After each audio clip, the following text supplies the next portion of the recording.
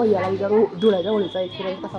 भैया तू धुळ्याला इतक्या दिवस राहतो पण तू का बरोबर होळी खेळत नाही ते आमच्या ऑडियन्सला सांग. ये इकडे सांगू.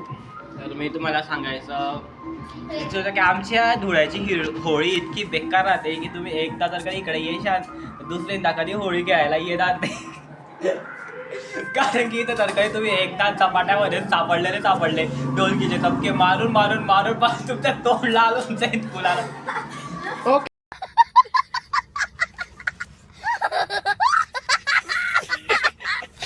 ओके ओके ओके भैया बस तुला खूप थँक्यू रिव्ह्यू दिला आहे.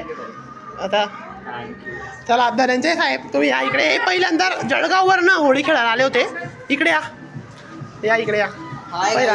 पहिल्यांदा आले जळगाव मध्ये होळी खेळायला यायचं नाही कोणी. जळगावमध्ये नाही तुम्ही जळगाववरनं आलेले यायचं रे क्योंकि मी जळगाववरनं धुळ्याला होळी खेळायला आलो होतो पण मी आता याच्या पुढे येणार नाही. का बरं? कारण की इथं एक वेळा जर पब्लिक मध्ये सापडले की मग ते मगने असे मारतात पाणी. मगने नाही त्याला काय म्हणतात काय शब्द आहे तो? डोलची डोलचीने असं पाणी मारतात की दुसऱ्या दिवशी माणूस दवाखान्यात मिळतो म्हणजे मिळतो. यांचं तोंड बघा हे बघा. हे बघा माझं तोंड दाखव. मला डोलचीने पुरा लाल करून ठेवलेलं आहे.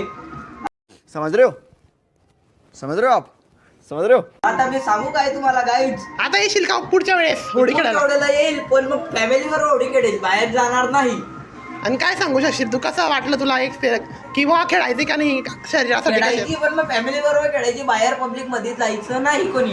ओके चला परी तू सांग आता कसं वाटलं तुला खेळायची का नाही होळी? मला माझा मामा सांगत होता एकदम मस्त असते एकदम मस्त असते.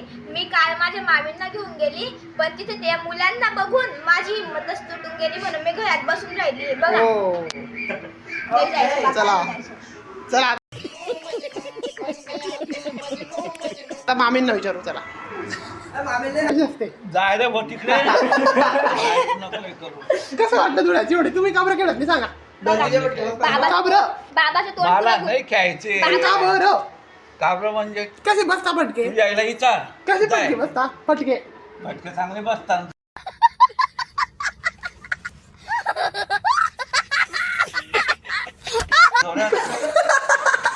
बाबांचं कॉलर लाल होऊन गेली बघू शकता. दाखवा. बाबा पूर्ण लाल झाले.